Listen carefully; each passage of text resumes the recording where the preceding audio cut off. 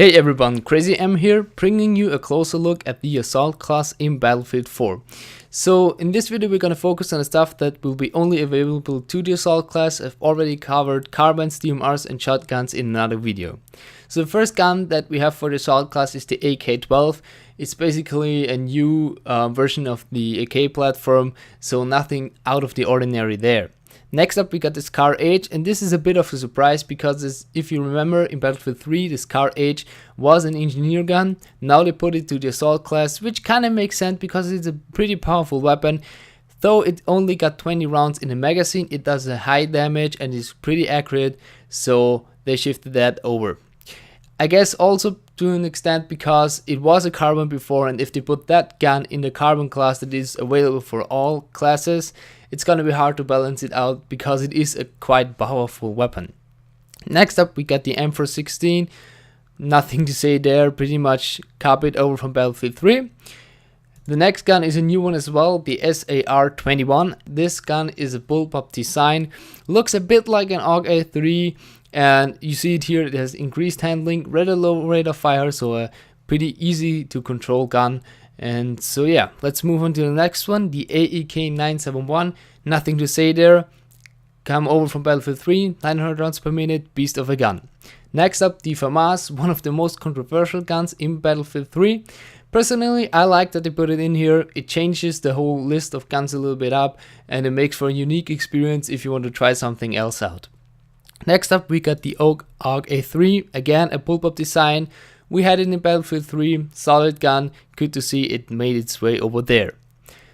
The next gun is the M320, one of the most loved and hated guns in Battlefield 3, and it was pretty much clear that they would put it in Battlefield 4. I hope that they balance it a little bit out more so that other guns also are a good choice. But yeah, we'll see how that works. Next up we got the CZ805, which is a Czech assault rifle. Seems pretty basic and standard, not too high rate of fire, somewhere in the middle range. Next up we got the QBC-95-1, and if you remember in Battlefield 3 we had the QBC-95B, the engineer gun, and this is the assault rifle version of it. Bullpup design, low rate of fire, rather easy to control I guess, looks like a solid gun. Last but not least we got the ACE-23, also looks like a mid-range gun, medium rate of fire, something in terms of the M416, but again these stats can always be changed since it is an alpha build, so we'll see what the future brings.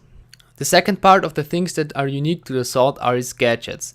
So for all of you that don't know, in Battlefield 4 you will be able to choose 2 gadgets and you can pick whatever you want. Unlike in Battlefield 3 where you had to sacrifice your medpack in order to take an M320, you can now do that in Battlefield 4 and have an M320 and a medpack.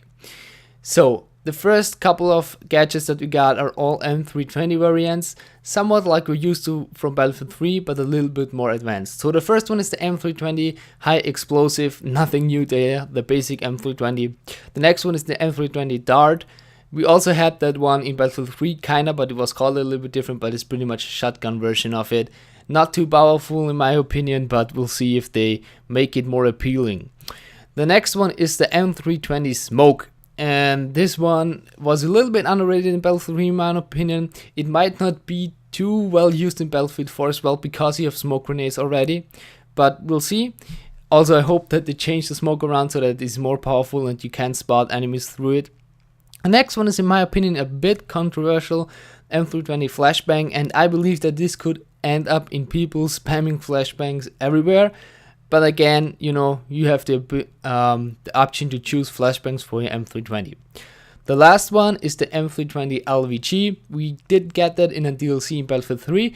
It's a lot of fun to play with, takes a bit of skill, but you can bounce grenades around corner and that stuff, so good times playing with that, and good to see it's traveled over to Battlefield 4.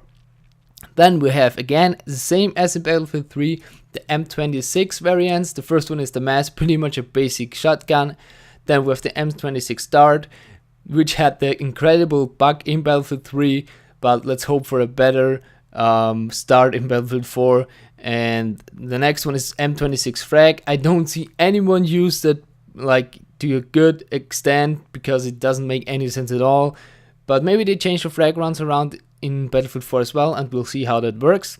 The last one from the M26 variants is the M26 slug, which kind of makes a bit of sense. So you have a good and powerful shotgun under your assault rifle as well if you want to.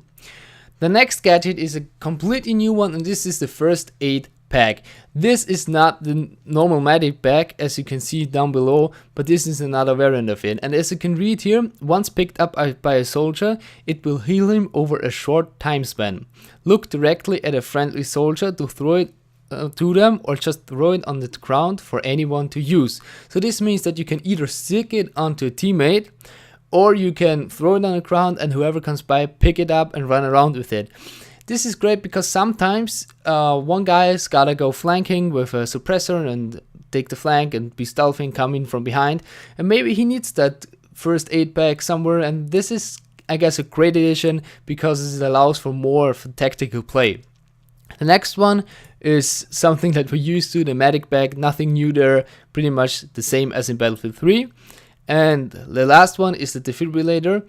And one thing that jumped into my eye here is that it says, if you charge the pedals up, the teammate will be revived with increased health. So it seems that the longer you charge it, the better your teammate will get back up. So I'm looking forward to that mechanic, see how they changes around all the things and how they implement that. But yeah, definitely a change there as well, so look out for that. So yeah guys, I hope you enjoyed this video. If you did, leave a like, leave a comment on what you think should be implemented as well. If you want to see more of those types of videos, I will do a lot more of them. And so yeah guys, stay tuned for the next one, have a good day, and I'll see you next time.